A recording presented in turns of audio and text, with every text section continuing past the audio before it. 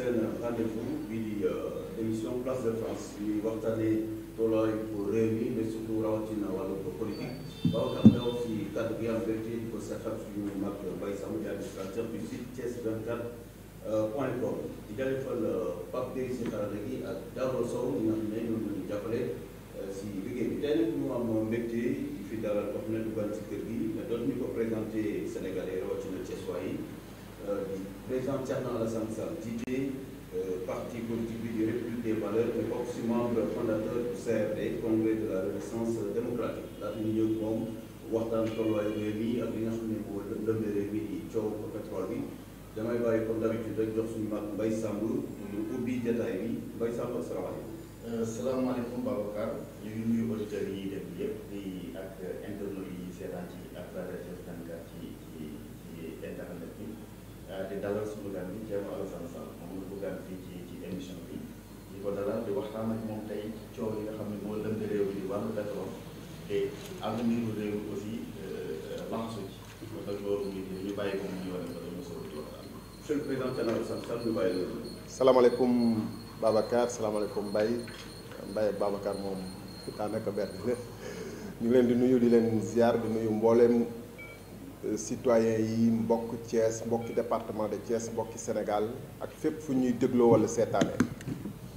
di am mbégte ñu fii ci Thiès pour séq ak yéen waxtaan bi di laaj nag ñu séqal mbirum réew mi surtout ñu yore ñuy diriger réew mi fi mu toll ñu am ñoom it fitu ak sañ-sañu ñu jàkkaarloog askan wi ndax bu ñu la dénkee léeg-léeg da nga war a ñëw rendre compte surtout bu coow li bëree nii waaye dégguñu assemblée nationale dégguñu président de la république dégguñu ministre premier ministre moom amatul dégguñu kenn def naa ni bu ñu la dénkee mbir te coow li dem ba génn bitim réew ba monde bi yëpp di ci wax responsabilité la bokk na ci responsabilité nga ñëw pencoog askan wi wax ak ñoom te loolu moo ñu indi fii tey ñu leeral ci ñun suñu wàll. mais Mbaye Samb on dirait que président Thierno dafa ñëw rek sur la défense mi ngi sànni xeet déjà institution yi alors que coow li aussi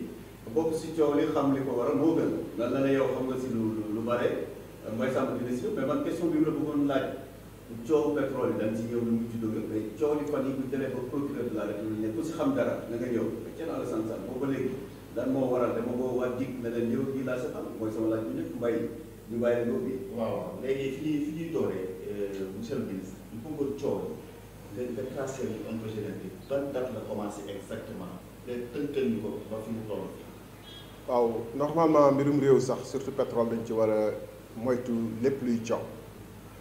mu ngi tàmbale nag ci nguuru Ablaye Wade ci muy waaj a jeex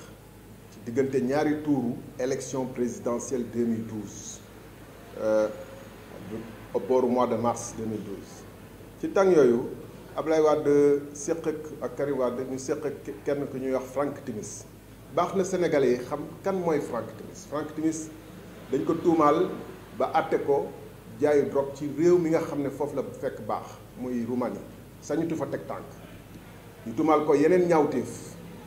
koo xam ne tamit kenn xamu ko ci mbirum business walla leneen fépp ci àdduna bi lu muy ba mu génnee réewam daw dem dugg ci yeneen réew def fa lu am solo waaye Afrique gi nga xam ne lépp luy mbalit ak lu bon dañu bëgg ci àdduna bi fii lay teersee mu daal di ñëw fii séq ak nag Ablaye Wade ak Karim Wade te ku ko booleeg ñoom mooy Pierre Goudiaby Atepa bokk na ci du moom rek waaye bokk na ci comme moom daf koy revendiquer nag dañ ko ciy tudd mu doon koo xam ne ku doy waar la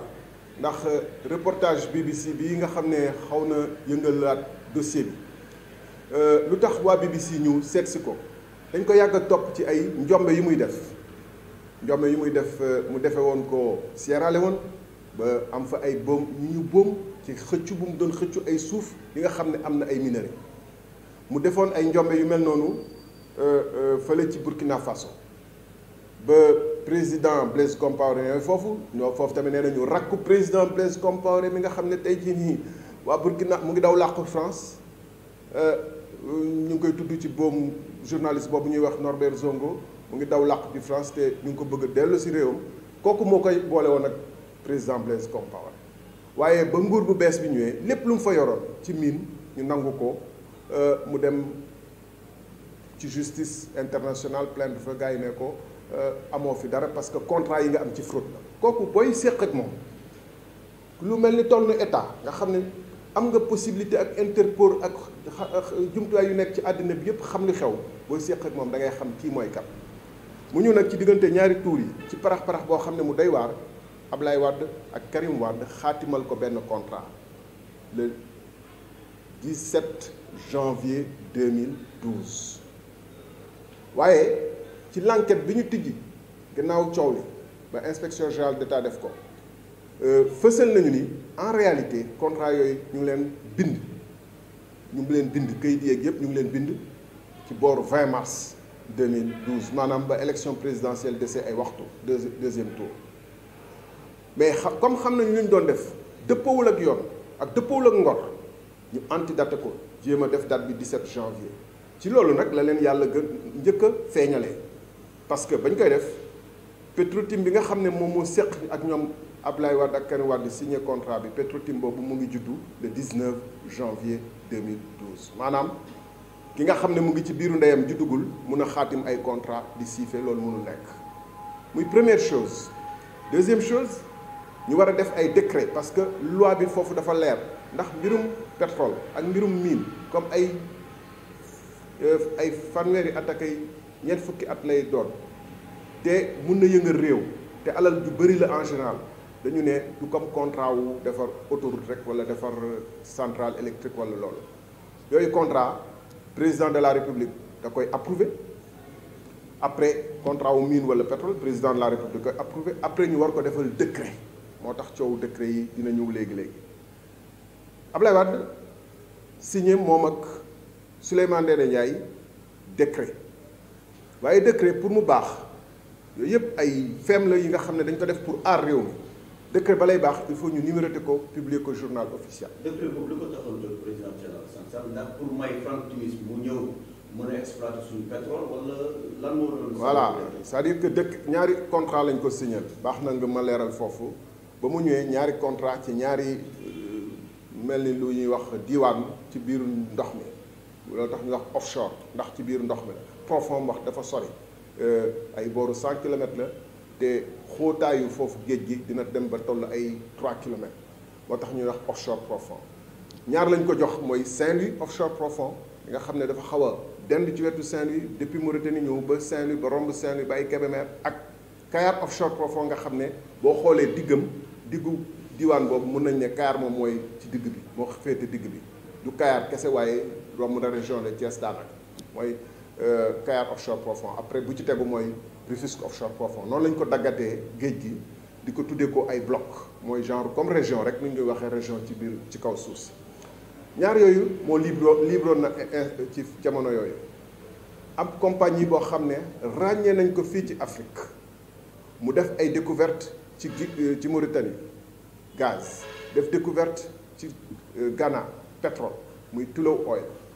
booba timis di ñëw fekkoon na Tullow Oil sumboon waxtaan ba waxtaan bi sori ak nguuru Ablaye Wade pour jot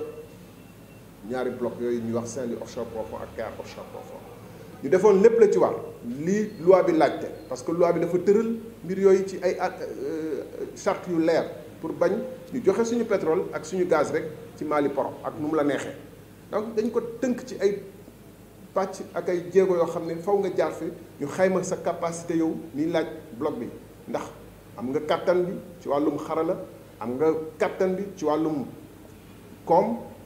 ndax li ñu lay laaj dafa laaj koom ju bëri yàgg nga ci mën nga ko bëri woo def ay njombe ci bi àdduna bi bëri woo ay extra Tullow Oil loolu lépp mu wax moom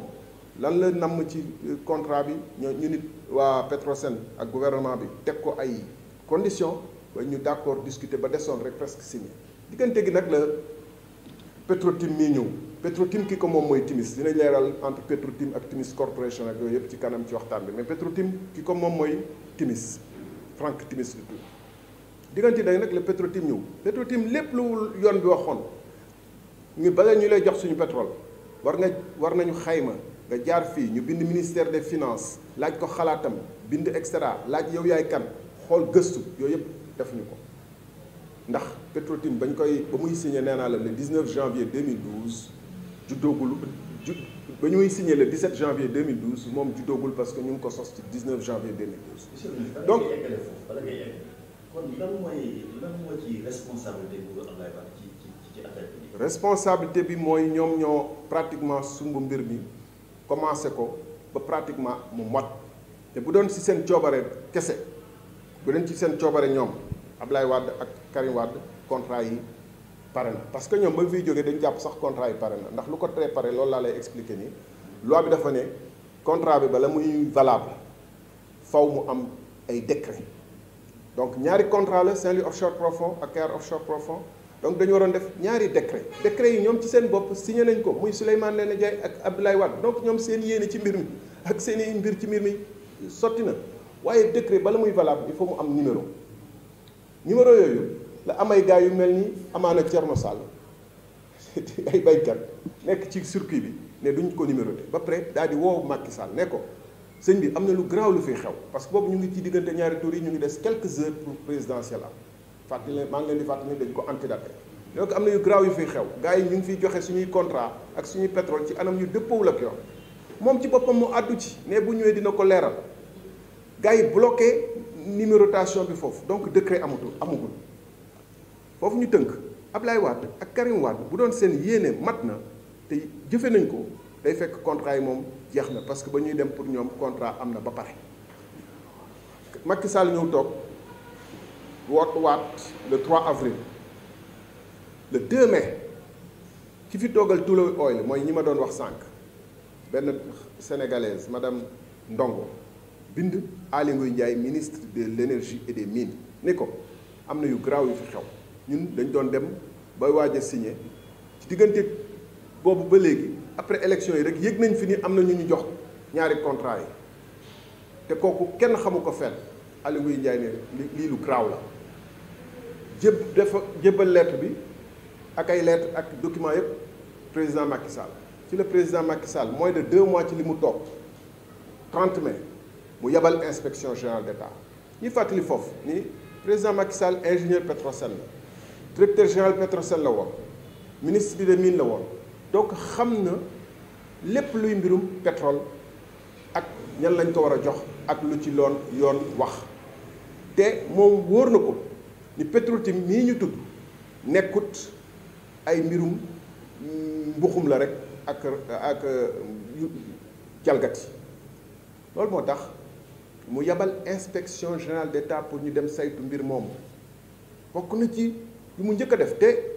comme ñu ngi ciy tudd Karim Wade ak Abdoulaye Wade dafa jàppoon ni maa ngi waaj a fexeel Karim Wade war naa yabal inspection générale d'État ñu xool lan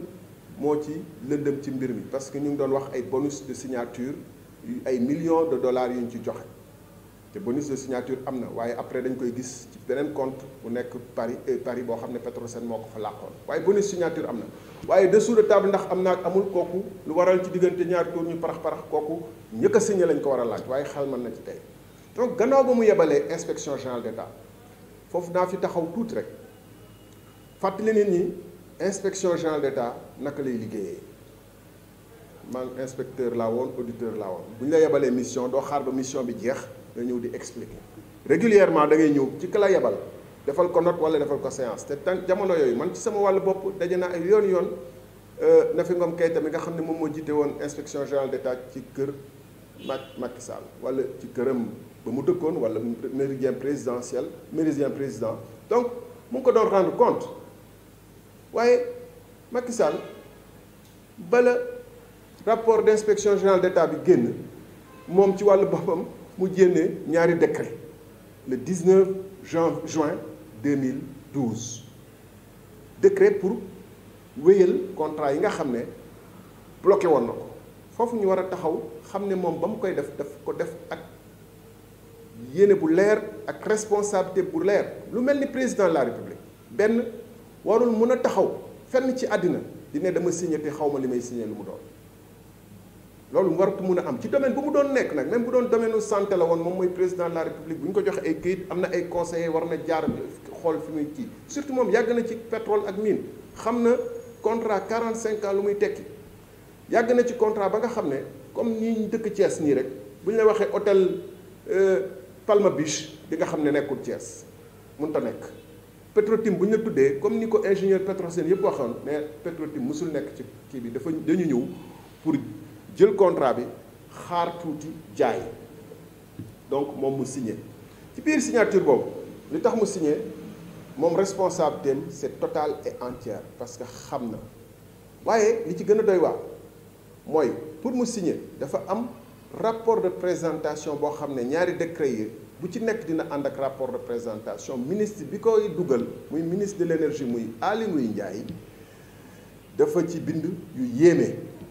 lan la ci wax dafa ni benn Petro-Tim comme boo gëstoo rek xam ne Petro-Tim du dara ab mbirum samba boy bu ñu teg fii rek pour jot suñu pétrole ci naxaate mu ne moom ci biir rapport de présentation Petro-Tim dafa am ndeyam boo xam ne moom moo koy may doole di ko dooleel di ko kàttanal mu ngi tudd Petro-Asia Petro-Asia boobu mu ne société bu ama solo la def yu bëri foofu ci Asie ci wàllum gëstu pétrole ak génne pétrole segg ko ba génne ko di ko jaay te loolu nekkul ndax Petro-Asia bu muy wax ñu ngi ko sos le 6 mars 2012 maanaam fii Petro-Tim mi nga xam ne nee nañ moom mooy doomu Petro-Asia moo jëkk a juddu yaay ji loolu yi muy yéeme muy mbirum boo xam ne ku ko dégg rek ci sénégalais ci déggin war na xam ne ñi ko def nii ñoom ñoo ko tey Petro-Asia mooy yaayu Petro-Tim Petro-Tim moo njëkk a juddu Petro-Asia mu ngi juddu 19 janvier Petro-Asia juddu 6 mars maanaam doom joo xam ne moom moo mag yaay mënul nekk waaye li ci gën a yéeme encore doom ji ba mu gannaaw ba mu magee yaayam moom ba mu nekkee biiru ndey yaayam la signé benn contrat mooy le 17 janvier ci tënk loolu mënul nekk te loolu ma taxaw ci tuut rek ba tubaab yi ñëwee di jënd Cosmos ba ñu ñëwee di jënd ci Petro-Tim seen action 60% naa ci ñëwaat ci kanam dañu xool xam ne lii mënul nekk te ëllëg mën nañ leen ko reprocher ñu ne Petro-Tim débrouillé wut beneen tur ba nga xam ne dañuy ne yow yaa nga jaay ko action yi ñun ñu jënd ci kooku loolu tax Petro-Tim en août 2014 ba muy jaay en juillet 2014 dafa jaay ay action yépp daf ko jox Timis Corporation nga xam ne nekkoon na avant contrat yi di am avant 2011 Timis Corporation amoon na Timis Corporation moo jaay Cosmos parce que tubaab yi nag du ñu ay cuune comme suñu gars yi nii de di xool ñuy seetaan ay ñuy signé ay 17 janvier fekk saa waay yaa ngi judd 19 janvier ñoom yooyu du leen dal dañu indi seen avocat indi seen lépp teg xool pendant ay jours gis ni que lii mënul nekk ñu ne saa waay jël leen seen Petro-Tim mii ngeen xool ku mu jox action yi ñun kooku la ñuy séqal te ku muy jox action bi day nekk société bu légal ak bu jaaru non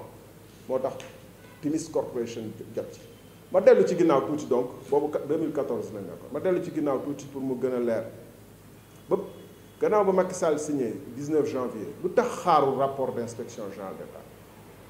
ba tax tey sax mu naan rapport inspection générale d'État ba tey jotugu ko dafa xam ne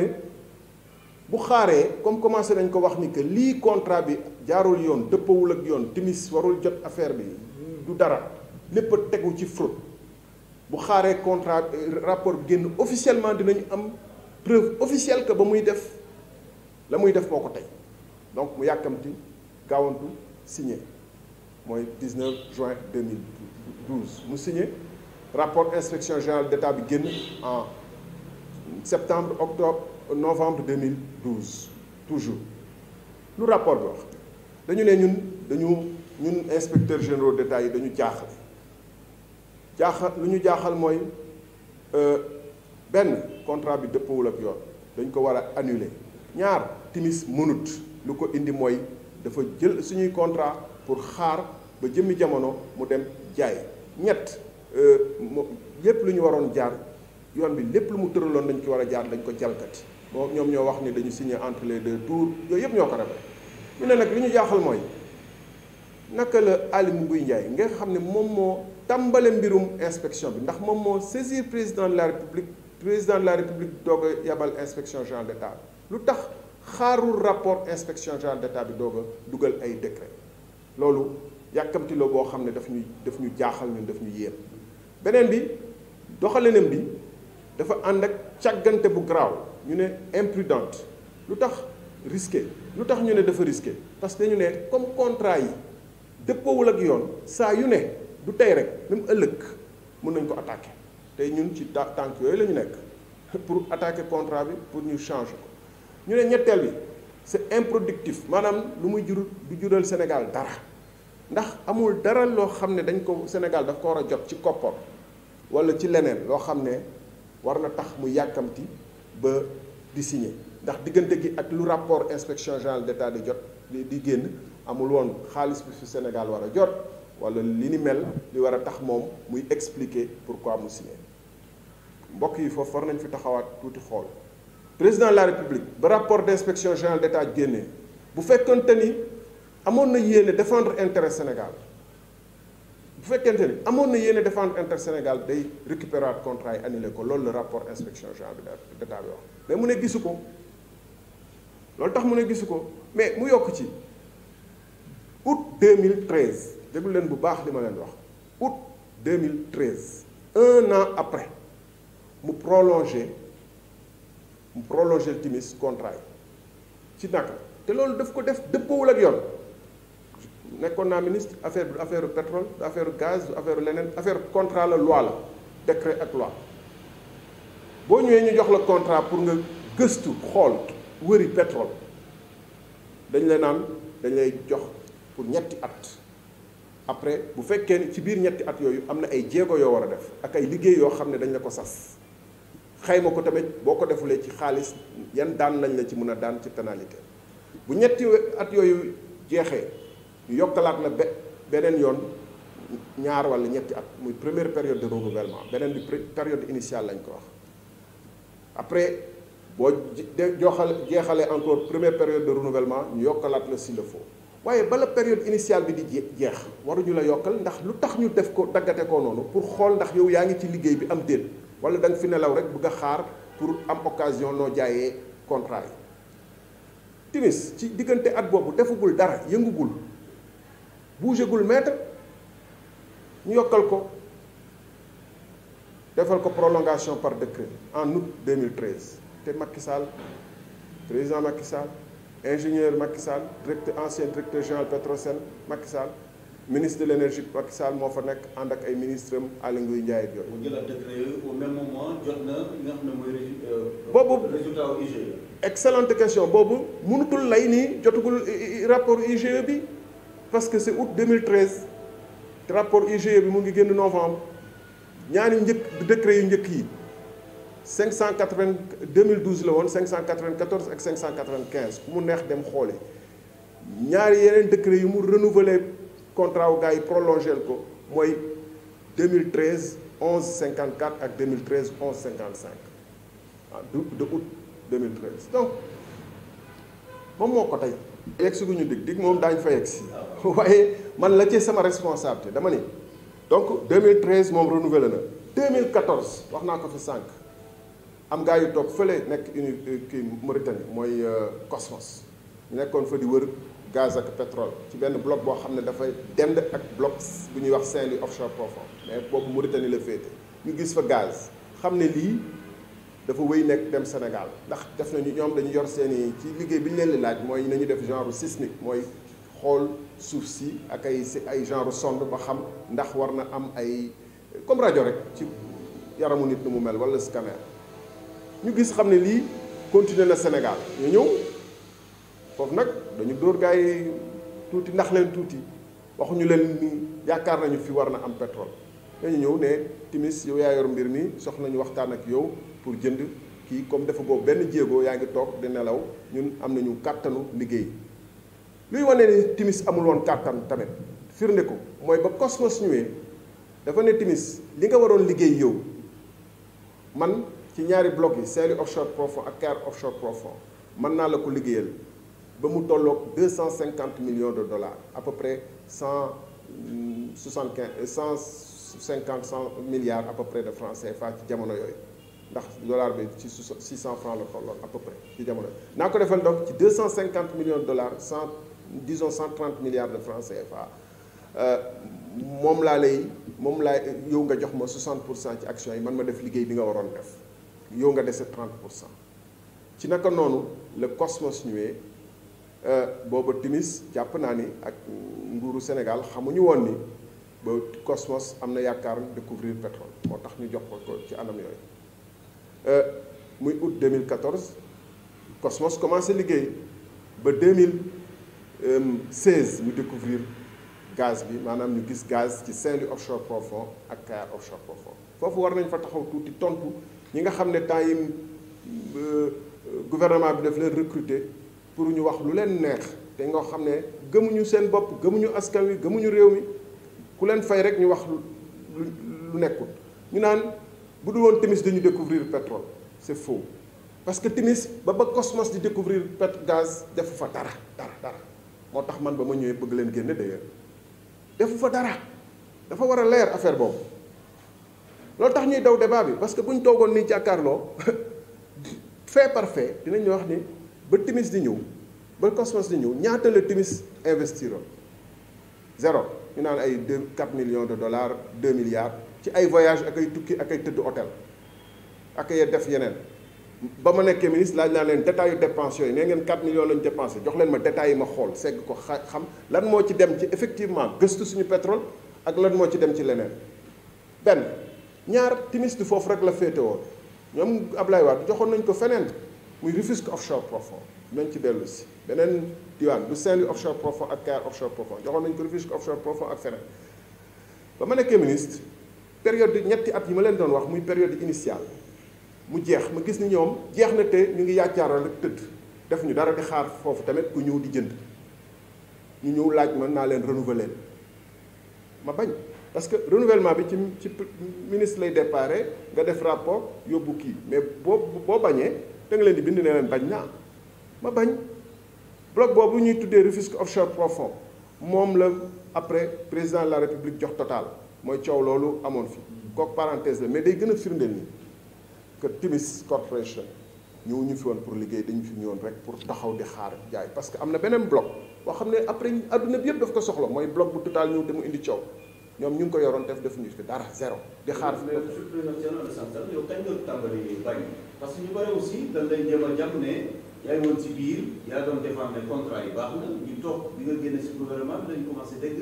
nga ni contrat yi baaxul jour boobu sax da nga bañoon signé loolu la boole président Macky Sall ak son ancien premier ministre da nga bañoon signé jàkkaarloo ba ñoom bañoon signé ko loolu la génne donc en tout temps ndax dafa am information yoo amul woon nga am si diggante kon parce que quand même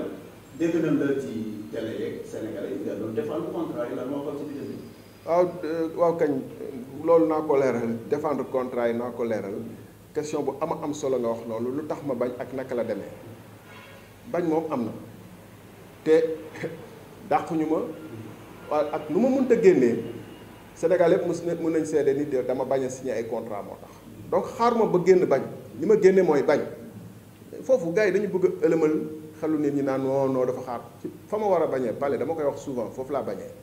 fi gars yi bëri di dem di sëgg di waaf di jooy wala di sarab kooku dafa war a leer d'abord benn ñaar ci contrat yooyu ba ma ñëwee man comme président ci boppam nee na jotu rapport kon ça veut dire que yabal yónnewu ko kenn fenn man dama laaj ñu ma ñëw seqal comme bu ma ñëwee fii ci seen mbir mi naa leen laaj ndax siis bi wóor na am déet damay ñëw toog ngeen tegloo ma fi ma toog moo demee ba am lu ma ciy jam nag ma commencé di yër ba ma déggee ci affaire contrat bi ay coow gars yëpp laaj naa leen muy directeur général Petrosen bu ñu nekkoon ci ministère bi muy ancien muy seen conseiller juridique duñ la ci wax lu leer dañ leen ne amul problème doo gis dara loo xam ne am na problème mais comme ancien premier ministre mu ngi wax ay journalistes ñu ngi wax te ñoom seen réponse aussi bu fekkee ne am nga xel xam nga ni lii ci ay kilifa waru nekk réponse war na gën a leer nii comme ni may wax nii nañu def débat benn ñaar ma gëstu xool ni Timis moom rek mooy ci ñuy yëngatu ci pétrole bi ak gaz loo xam ne mosuma ko teg bët xam nga Sangomar découvrir nañ fa pétrole en 2015 muy Kern ak ñooñu ay Far ak Woodside saa yu ne dañ daan ñëw suma bureau mënuma toog weer te ñëwuñu fa ñaar yoon wala ñett léeg-léeg sax man maay bañ tànk xam waaye bu ñu ñëwee dinañ leen rendre compte fan lañ ci toll ak lan la ñuy yan jéego la ñu namm ak extra Cosmos bi nga xam ne découvrir na gaz pratiquement chaque 15 jours 1 mois dañ ma daan seet si léeg-léeg ma nekk bitim réew sax ñu ne coûte que coûte il faut ñu gis ma donc ñooñu it dama leen daan gis waaye Timis mosoo ko gis coow li ni kur nga génne dossier wu Timis ne leen ma xool Timis mooy kan ak fan la jaar boo génnee dossier Timis doo ci gis dara loo xam ne dina la won ni Timis mus na wala Petro-Tim mus na yëngu pétrole ci àdduna bi nga xool yow lu loi bi wax ak décret bi parce que yow am responsabilité la xool gëstu doo laaj Babacar doo laaj Mbaye parce que ñoom ñaar ñëpp dégg nga maam Babacar mooy Mbaye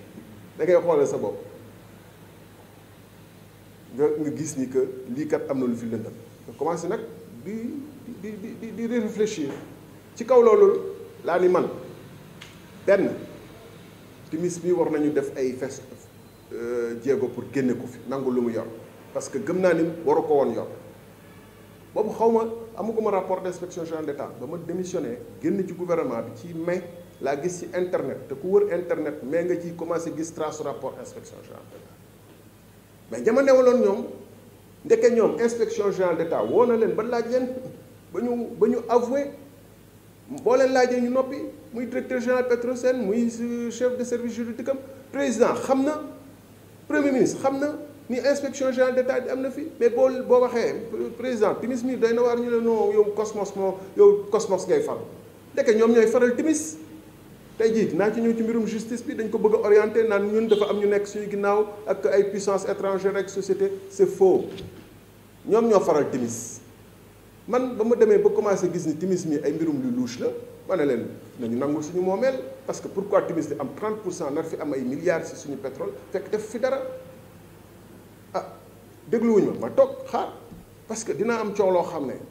coow ko fa mu ko war a coowee mu ëpp solo ko teel ko wax ma defoon yëfu cuune du ma xam mbir mi nu mu demee jusqu'au fond ba mun a toog fii jàkkaarloog sénégalais di leen expliquer nan la ñu def seen i pétrole ak seen gaz bu ma teeloon ne peut-être rek dem wala yuux non. dama doon xaar am gën a dajale ay preuves loolu tax ba ma Timis ñëwee ne day jaay BP seen 30% ma ne aha waaw voilà Timis 4 millions de dollars 2 milliards de francs CFA te mënoo ma wax loo def te man mosuma la teg bët mosoo ma rendre compte mosoo fekkee benn réunion technique bu ñu defee réunion technique fii Mauritanie France feneen ak feneen yow mosuñu la gis Timis daal comme Timis daal bu jotee dara léppay lëndëm ah te nga bëgg nag ñu jox ma contrat boo xam ne yow nee nga tey yaa ngi jaay ba mu ko njëkkee teg bët la seule fois ba mu ko tegee bët primature la ak palais mooy temps yu muy def ay kiwam pour jaay saa yu muy def ay manœuvre pour jaay ba muy manœuvre pour jaay laa ko njëkk a teg bët ba mu ko tegee bët tamit xam ne waa ji ba mu ma nee jàkk xam ne ni kii maag moom bokkuñu ay mbir xam nga iblis moom lu leer lay bañ lu leer tamit iblis lay bañ donc maag moom mosuñu séq dara boobu laa xam ba ñu ma joxee naa signé contrat pour bu muy jaay Timis ba muy jaay BP boobu laa bañ contrat bi gis naa ko gars yi fii coow yëpp muy ki fi bi doon bind ay téere ci temps Wade muy ki fi extra kenn ci ñoom gisul contrat bi naa ci leeral lenn lu may yokk par rapport ak li ñuy wax BP ñëw na fi fan yi bala loolu ma ne lu BBC wax ci contrat bi 137 milliards à peu près loolu bu ma signé woon en fin avril 2017 bu ma signé woon une semaine après ou plus tard xaalis boobu dañ koy virer ci benn compte boo xam ne Timis moo ko moom te mu ngi nekk ci île Caïman yi île paradis fiscaux yi loolu baax nañu xam ay du ñu wax ne non chèque bi gisuñu ko xamuñu du ñu gis parce que ay paradis fiscaux lañ ko dañ ko dem def ko ci làq ko ci fi ñuy wax paradis fiscaux xam ngeen ko ay île Caïman île Vierge d'ailleurs non wu île Caïman île Vierge rek moo war a war a kiiwal teyal xel donc une semaine après waroon nañ ko jox 250 millions de dollars muy à peu près 600 francs dollars tollu woon yokk ci beneen condition ne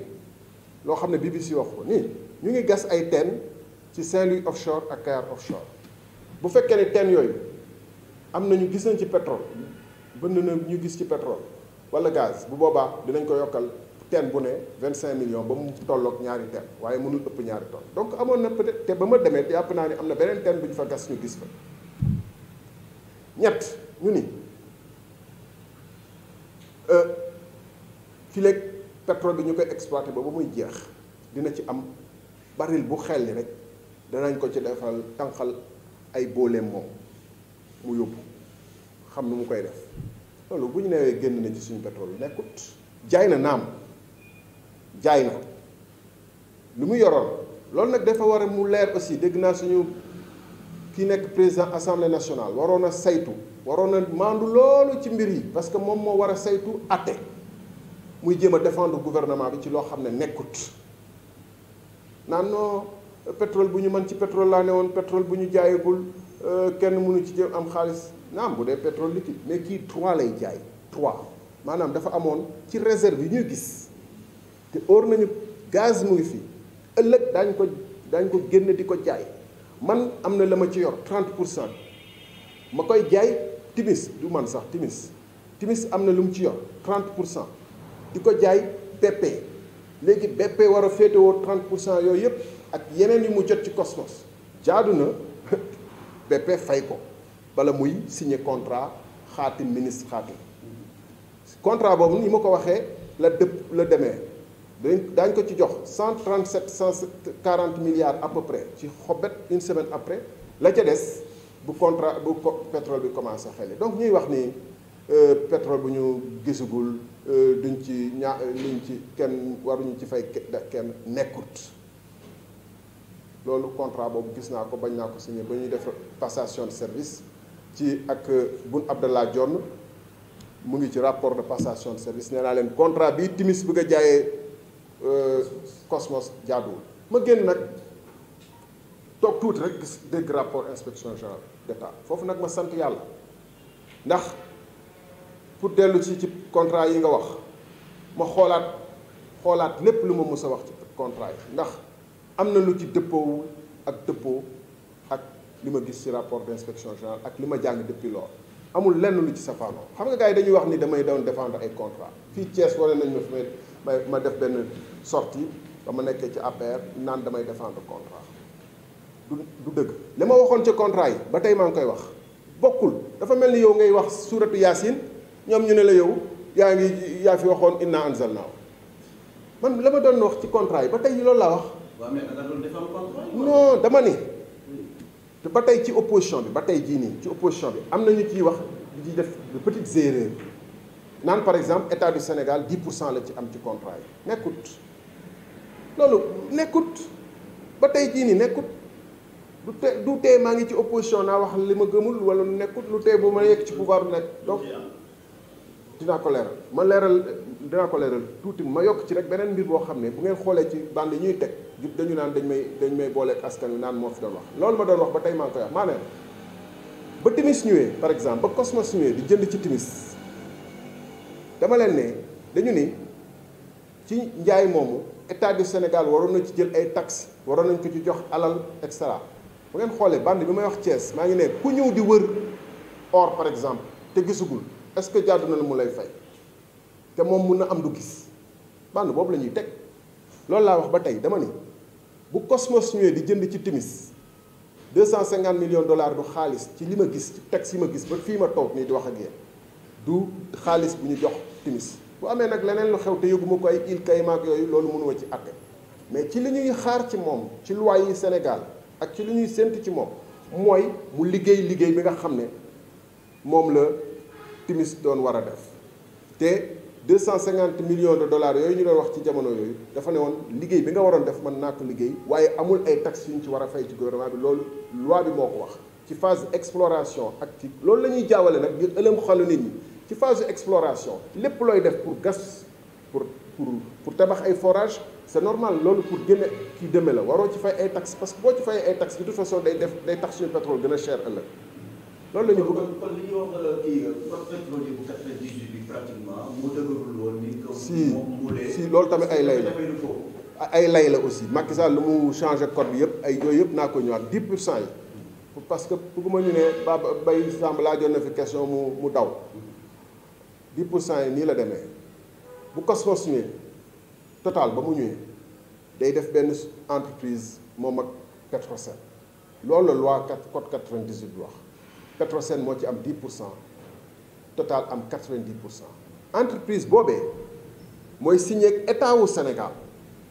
maanaam du ngeen gis contrat boo xam ne Total rek ngeen di ciy gis Total ak Petrosen ñuy seq signé ministre bi doog a signé état doog a signé dafa mel ni Total ak Petrosen ci boobu ñoom ñoo bokk mbuus boobu ñu bokk nag Total 90% la ci am wàll Petrosen am ci 10%. waaye mbuus googee ñoom ñoo ko bokk Sénégal dina am beneen mbuusam ëllëg bu pétrole feeñ ci naka lay demee loolu la ñuy wax partage de revenus du ma dugg ci détails yi ba mu ëpp mais dama leen di jox benn misaal rek dañu naan bu fekkente ni par exemple pétrole bi diggante 660 001 baril jour la ba 90 000 baril jour état Sénégal dina ci am 50%. entreprise boobee nga xam ne Total ak Petrosen ñoo ko bokk dinañ ci am 50% par exemple donc état du Sénégal dina am 50% Petrosen ak Total bokk 50% yi ci des ci biir 50% yooyu nag ñu des Petrosen moo ci moom 10% muy état Sénégal au total dina ci am 50%. loolu bu fekkee dañu bëgg tey ma ne loolu nekkul wala état Sénégal 10% rek la ci am mënu ma ko wax parce que gisuma ko ci contrat yi te du loolu la demee te loolu ba ma ko doon défendre démb ba tey moom laa défendre. la ñu waroon wax tey mooy le 28 août 2016 ci benn exemple rek mën naa ci joxe yeneen plateau RTS muy télévision officielle état journaliste officiel état Oumar Gningue point de vue ñu laaj ma yow Thierno Alassane Sall loo xam ci mbirum kii Aliou Sall li mu bokk ci contrat bi ndax loolu du andi lënt ci contrat yi ma ne leen tontu leen te loolu ku mu neex mun nga dem internet seet ma tontu leen ni leen waxuma mbirum Aliou Sall rek waaye benn lënt bu nekk ci contrat bi man mii de bu ma ko gisee dama ne buñ ko gisee daañ ko tegg ba mu yàgg ma xam ne mënu ma waxal président de la République mënu ma waxal premier ministre waaye mën naa waxal sama bopp ma leen man de naa ko dénoncé loolu laa def ci tënk ci fànn boobu xam nga ku jàkkaarloog président de la République wax ko ni mënu ma signé du ma signé ndax dëppoowul ak intérêt Sénégal te boobu ba léegi ba ma génnee kenn amul werante ni la ma waxoon président loolu moo nekk dëppoowul ak intérêt Sénégal du ma signé après ñu bu ko def théâtre noo dañ ko dàq dafa démissionné ma ne leen nañu wax ci wax ji lu waral président du tolloog président de la République di nasaxal intérêt Sénégal ñu naxe foofu presse bi opinion bi di manipuler opinion bi ba BBC moo jóge bitim réew ñëw ñi nga xam ne sénégalais yi waroon nañ ko xam ci parce que assemblée nationale daf ci def ay enquête wala parce que justice daf ci def enquête wala parce que presse bi daf ci def enquête parce que lépp fii si Sénégal la xewe te rapport inspection générale d'État bi mu ngi woon ci internet naam presse bi moo ko fa dugal waaye boo ñëwee 80% d'entre eux dañ la naan waaw est-ce que mun nga ma woon sa lettre d'émission nga toog ak kilifa émission mu naan la ndax mun nga ma woon sa lettre d'émission alors que nee leen mbir mi du affaire lettre d'émission affaire combien de milliards la ci Sénégal perte ak ndax man maa nekk ci dëgg donte ne dañ ma dàq boo nee donte ne dañ la dàq ñu ne la waaw kon yow nangu na dañ la dàq bëgg a def affaire bu tàkk ci loolu la ñu nekk ci affaire justice bi tamit naa ci ñëw donc mbokk yi dañu toog seetaan ba BBC jóge fële gis affaire Timis te yàggoon ko topp lool mu nekk Londres loolu war na ko leeral du Thierno Sall moo woo BBC du Abdoul Mbaye moo woon BBC man dama toog sama kër ba mu yàgg rek waa BBC woo ma woowuñu ma sax dañ ma WhatsApp est-ce que mun nañu wax ak yow man leen naam yow yaay kan mu jox ma ay éléments ma ne maa ngi ñëw ma dem gëstu ma ni ndax bala ngay wax ak journaliste da ngay xam ndax journaliste de mu envoyé ma carte presse am par WhatsApp ab léegi ma woo waa BBC fële ma nit si samay pexe ñu ne ma waaw kooku fii la nekk Londres ki ngeen gis ku ñuul ki Mayeni Jones dafa amoon ku mu àndal Anna Mersel la tudd kooku moo doon vrai patron ñëw nañu sama kër mais ñoom lu tax ñu ñëw sama kër ba ñu ñëwee nee naa leen ne yéen ana Petro-Tim ana yéen ana Timis ñu ne Timis dafa dëkk Londres yor fa ay kër yu dul jeex te 57 livres maanaam ay booru 60 000 lay fay taxe par at maanaam ñun daf ñuy nax daal te ñun duñu nangu mu ñuy nax ensuite Sierra Leone loolu yónnee woon nañ ma reportage bi ñoom bala muy ñuy ñëw Sierra Leone def na fi ay njombe yii Burkina def na fay njombe yii def nañ ci ay reportage kay yow mën naa wax ak yow kaay ba mu ñëwee ma wax ko parce que sama intérêt réew moo ma tax a jóg donc tey jii nii ñu ngi nii oui dafa am ñu lëkkaloog puissance étrangère bëgg a déstabiliser réew mi ba wax ak presse étrangère nekkut li indi coow li kay du ñëkk a wax non ñu indi coow bi ñàkk a def nga def li nga xam ne moo ëlëm yéem àdduna bi yëpp BBC wax ci Der Spiegel wax ci New York Times wax ci Le Monde wax ci ñëpp moo ci wax. mais ca loolu sant ba léegi ay wax la accusation ay tuuma mais ñenn ñooy leeral ne lii ñuy wax am na yoon moo ko war leeral.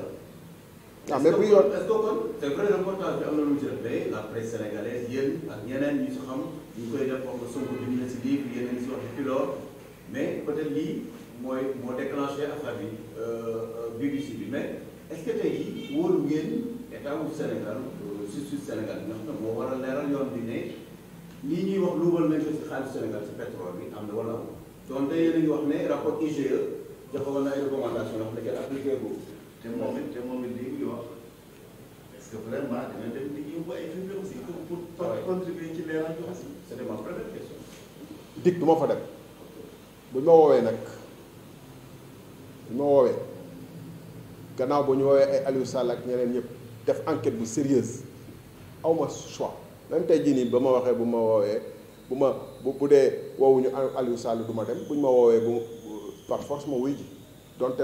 bu ñu woowul Aliou Sall mais bu boobaa naa leen ne man waroon wala leen ma njëkk a woo dem leen ngeen woo Aliou Sall Aly Ngouille Ndiaye Abdoulaye Wade Karim Wade Goudiaby yi nii ci wax ak ñeneen ak ñeneen parce que ñoom ñoo waral mbir mi ak bu boobaa ma xam ne yéen a ngi ci yoon bi ma ñëw parce que Macky Sall li mu wax fan yi leer na de moom na Sénégalais yi ubbi bu baax seen i nopp ubbi seen i bët déglu xool li muy wax enquête taxu ko jóg lu ko tax a jóg mooy ni wane ni ñoom Thierno Sall ak ñoom Abdoul Mbaye ay société étrangère ñoo nekk seen ginnaaw di leen gemm loolu moo ko tax a jóg jéem a utiliser dig ak justice bi naan daf ñuy tuumaal loolu moo ko tax a jóg na leer bu doon justice moo ko tax a jóg 2016 2017 2016 du ma ko wax ni que nañu génne timis mu bañ ne gisul woon rapport inspection générale d'État amaana gisul woon wala déggul woon lu ma koy wax ma nit 2017 ma ne ko nañu génne timis mu bañ ma démissionné ne ko du d'accorduma ci ni ngay doxalee mu bañ 2017 boobu rapport inspection générale d'État ñu def ko ci presse sénégalaise je me rappelle le 26 mai 2017 le quotidien génn na résumé rapport inspection générale d'État bala loolu quelques jours avant boor le 14-15 Baba Aïdara taxaw na internet di lire rapport inspection générale d'État ba ma ko njëkkee gis dama toog ñaq ndax damay xool li muy wax li man bu gannaaw ba ma dégloo li mu wax lépp est-ce que man amul ay jéego yu ma def par erreur di gëstuwaat li ma def moo Macky Sall mi nga xam ne moo ëpp service de renseignement ci monde bi booba Sénégal yëpp di wax rapport inspection générale d'État moom mu ne dégg ko ma ne kon ba muy wax le lion qui dort wala le truc qui dort et c'est très grave loolu bu mu ko waxoon dëkk boo xam ne waxuma justice mais citoyens yi gën nañu xam lan mooy état ak lan mooy responsabilité chef d'état dañuy wàcc télé bi pour mu génn abal leen loolu aar li ñu bokk ak CRD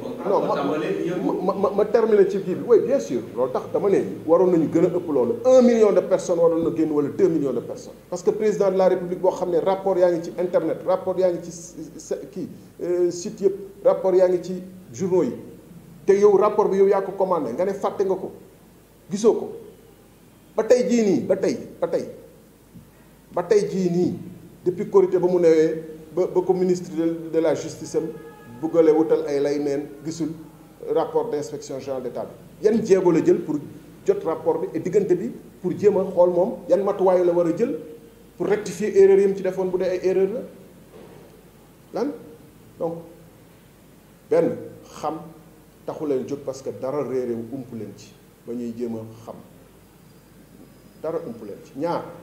ba justice jógee pour affaire Karim Wade par exemple dañu def ay mandat commission rogatoire dem fi ay Singapour laajte fa ay lu ne dem fi ay Monaco laajte fa lu ne dem fi ay France topp Bibo Bourgi naan déet Bibo li mu yor li liggéeyu ko parce que moom gis ñu fi lu mu liggéey li koy jox lii donc Karim Wade moo lay làqal ay mbiram lu ne ñu lijjanti ko fii mu am ay preuve yu leer rapport inspection générale d'État ay ministre premier ministre bu toog naan dañ ma signaloo faux nga def ne premier ministre dina ko neex mu ne dañ ma signaloo ab faux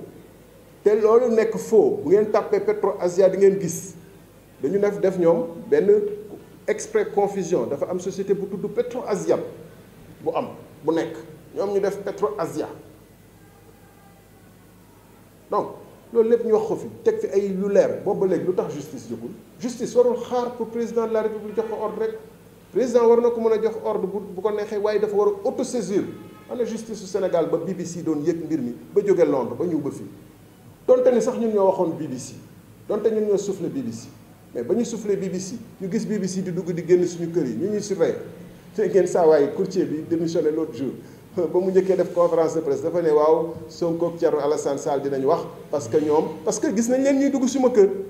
ñaari yoon ànd ak seen caméra pour moom donc benn épisode bi benn saison bi moo ñëw rek am na beneen buy ñëw gën ko pàcc moo tax mu leen doon avertir naan gars yu gën a garaaw yaa ngi ñëw. mais démission bi aussi est-ce que du jéego aussi pour jëm ci jéego moom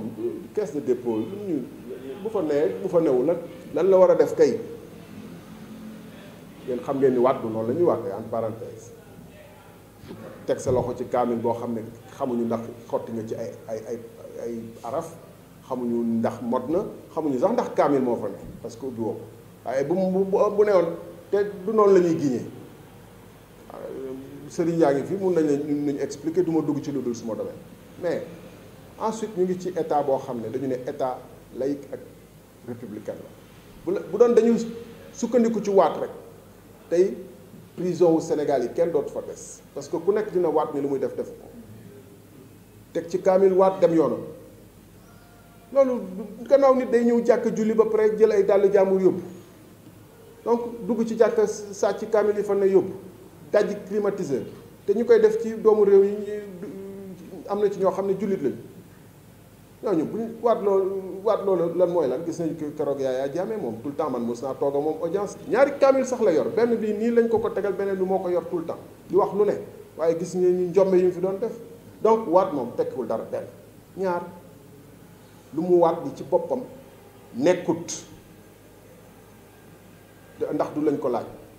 te weddi na boppam ci diggante bi ay yoon parce que moom ci boppam nangu na ni moom digganteem ak Timis dafa amoon contrat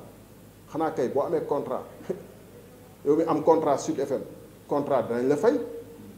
daañu wax yow Babacar yow journaliste nga kii caméraman la kii day moom mooy bale kii bi kii mooy gardien ku ci nekk xam nañ lan la war a liggéey moom lan moo doon liggéeyam ak Timis loolu la Sénégal yi war laaj contrat bi lan la ci doon liggéeyam moo doon fekk na contrat yi parce que Macky Sall signé gu ko ñu ne ko demal nga gis sa ngalla demal nga gis sa mag nga naxanteeg moom xool nu mu ñu signaler suñu ñaari décret yi bu ko defee daañ la fay bu ko deful bu fekkente ni contrat yi génnul doo am dara fay nañ ko lañ ko fayee la mu doon liggéey mooy na kii contrat yi loolu dafa war a leer ci xelu nit ñi bu ñu jéem a kii benn ñaar Timis ñëw na fi ne man Aliou Sall sama employé la doon dong te ñett moom moo créé entreprise Petro-Tim boo tegee sa loxo ci kaamil am yéene askan yëpp di la seetaan am yéene wax da nga war a wax la nga xam ne dootul deñ mooy naam man dama doon liggéeyal Timis nangam la ma fay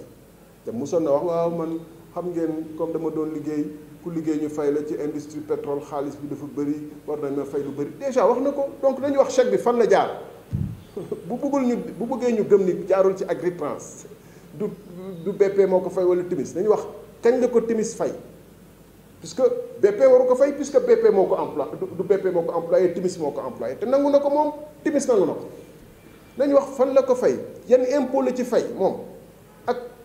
man xarala la ci diggante gi Aliou Sall am ba mun a wuutu ay ñoom Pierre Goudiaby Atepa ba dugg ci dossier bi diggante gi lan moo fi xaw lu dul magam nekk na président de la République donc buñ ñu sonal réalité bi mooy laal na moo ko wax. mais loolu justice moo koy.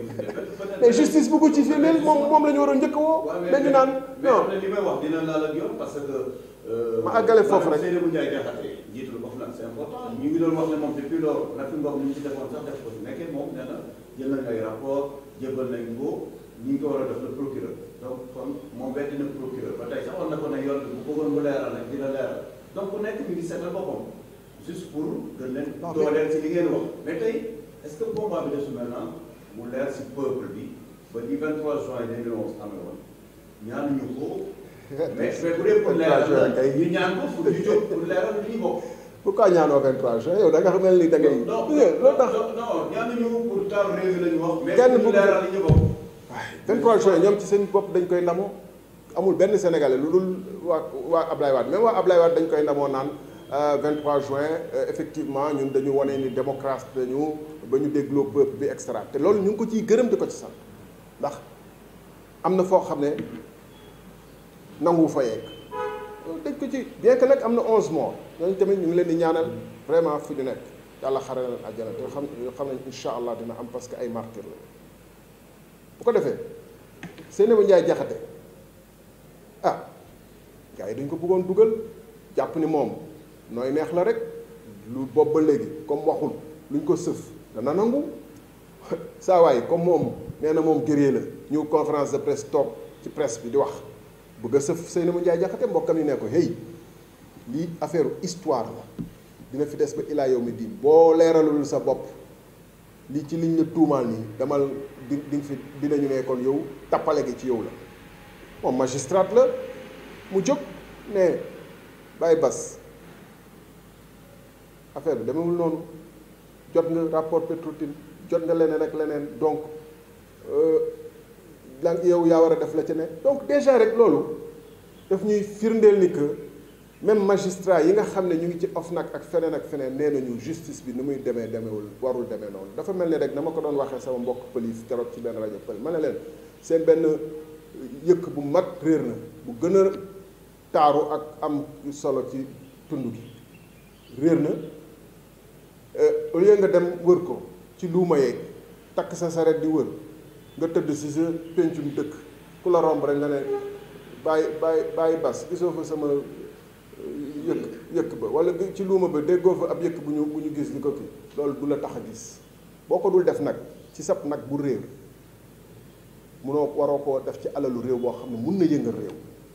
loo xam ne justice lu tax ñu teg ko fii justement c'est pour que mu mun a nekk balance entre législatif et exécutif di aar intérêt wu askan wi di taxaw lépp lu nar a yëngal askan wi ak yëngal réew mi ñu def ci attention donc moo tax man ci côté boobu li ma ciy tënk mooy ñaar gëw ma ni gars yi lu leen tax a jóg mooy leeral parce que depuis 2016 ñu ngi ci dëkk bi coow li ni pour ñu am ay éléments yu doy yoo xam ne moo tax BBC jóge bitim réew te du seen pétrole du pétrole Grande-Bretagne du seen réew ñu jóg ñëw pour ñoom xam ak jot ci def enquête ñoom ñu tëdd ba président ne leen hey jóg leen te bu la mu leen yebal aussi mooy dem leen ngeen xoolal ma li nga xam ne dana mën a tëj nopp gémmiñu gars yi di fi coow mooy ñoom suñu genre gi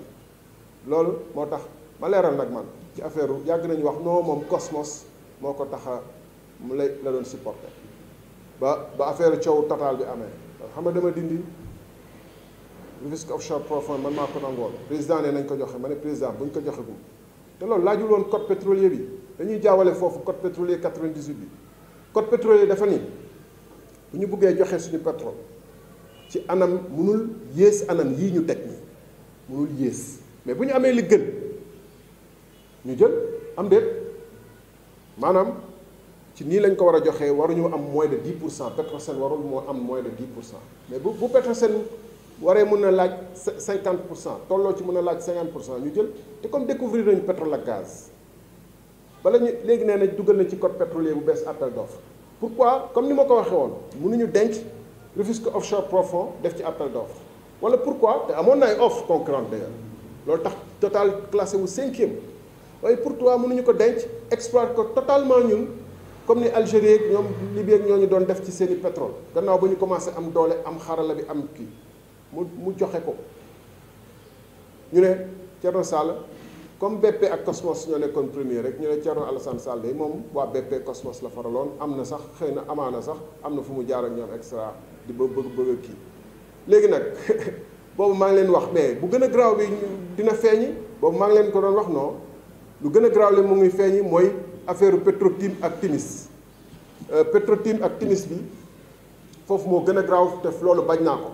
te Petro-Tim Timis ñan lañ doon jaay BP Cosmos lañ doon jaay ma bañ a signé donc man amul ku ma ci taxawal sa intérêt Sénégal laa taxawal BP bañal naa ko mooy transaction bi ci Timis bi mu koy jaay te BP ak Cosmos ñoo àndoon quota total bañal naa ko Timis bañal naa ko te foofu la yem dina am na ñeneen ñu ma bañal te ñeneen ñu ci làqatu ñoo xam ne bu leen sénégalais yi xamee dina gën a grave encore maa ngi xaar nag du ma tontu dikk du ma wax dara waaye bu ma waree wax ma nit conférence de presse am na on est dans un pays démocratique du ma xaar BBC du ma xaar leneen.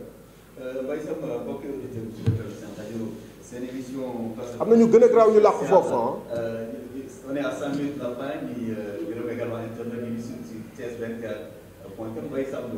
question yi ñu ko su bëree ñenn ñooñu woo également nee nañ ko jot a présenté na sax mais am na yeneen question yoo ko bëgg a egg. waaw am na fi ñetti question ñaar yi moom benn bi ci affaire pétrole bi ñuy wax Bassirou Samb ci Espagne moo ko posé via les réseaux sociaux mu ni Thierno Alassane Sall pétrole bi nee na ñoom ci bitim réew affaire bi daf leen tiital déjà léegi yow naka nga gisee avenir du Sénégal ci pétrole bi ak conditions yi mu départ ensuite boobu sax xam naa ni loolu nga ci nag sa appréciation personnelle ci reportage BBC bi ensuite mu ni dañ di Aliou Sall porté wul plainte BBC bu fekkee loolu am yow ban jàngat nga def ci loolu. bon effectivement mbirum pétrole bi war nañu tiital ñun ñëpp parce que pétrole boo xam ne génnagul Sénégal moo ko moom ay sénégalais gën ko soxla ñëpp nag parce que réew mu ndóol la extra ñu dégg ci lii lépp te fa ñu yaakaare woon dëgg bi nag jóge mooy ci présidence de la république primature ak ñooñu comme ni ko Abdoul Mbaye waxee ci lettre am ouverte ba tey jëluñu benn jéego pour gannaaw ba coow li jógee leeral ak jël ay mesures pour nangu défendre ci intérêt Sénégal ba luñ ci mën a récupérer ñu récupérer ko te loolu mooy wari fam moom président de la république mais jéegoom fi muy nekk nii pour aar ay mbokkam la ak aar boppam donc war nañ ci am tiitaange effectivement beneen bi luy muccal réew mu ne dina am ay président ay ministre ay ñeneen ñuy def ay njombe Brésil am na fa Sud Afrique du Sud am na fa feneen am na fa waaye lu tax réew mi di yëngatu dafay fekk mu am justice ak assemblée nationale yuy tegu ci yoon def liggéey ba ci war bu dee justice bi dafa bañ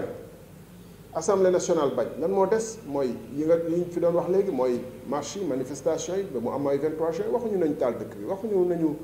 kii ñoom ñooy bugg a jaxase xelu nit ñi di fi woo ay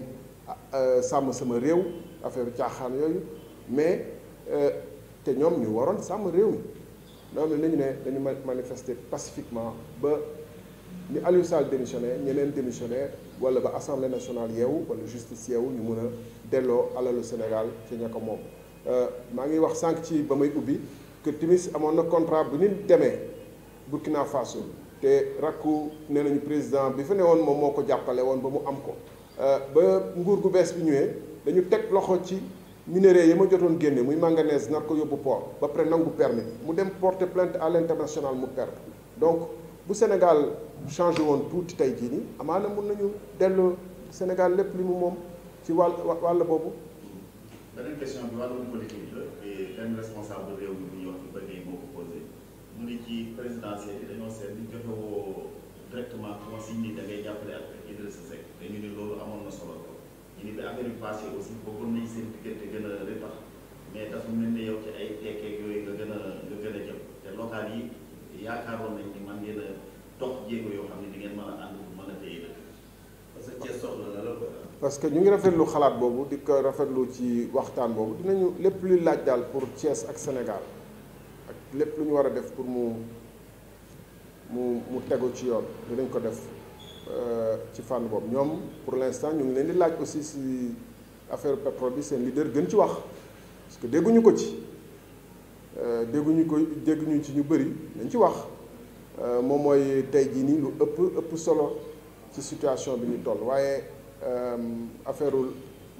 politique locale bi dañ ci waxtaan ñu ngi fii di waxtaan ci mbir mi pour que ñu taxawal aar lu ñu bokk fii ci Thiès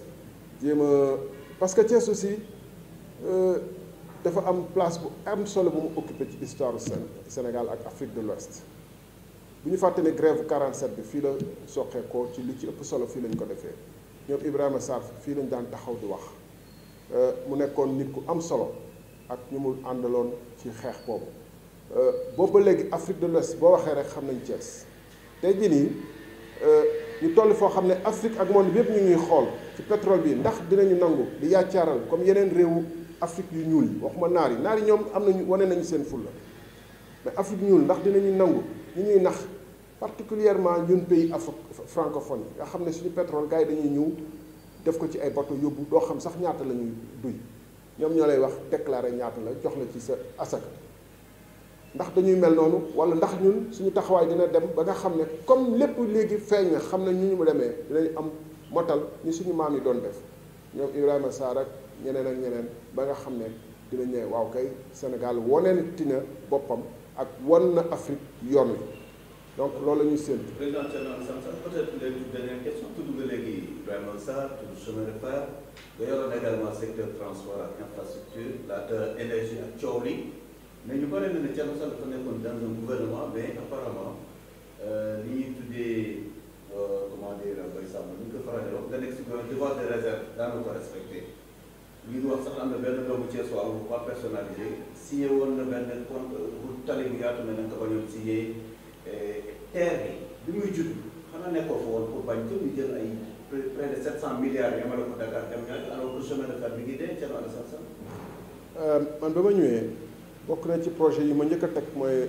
réhabilitation chemin de fer dem naa ci Chine dem ci BAD Tunis ba ñuy def PSE ci laa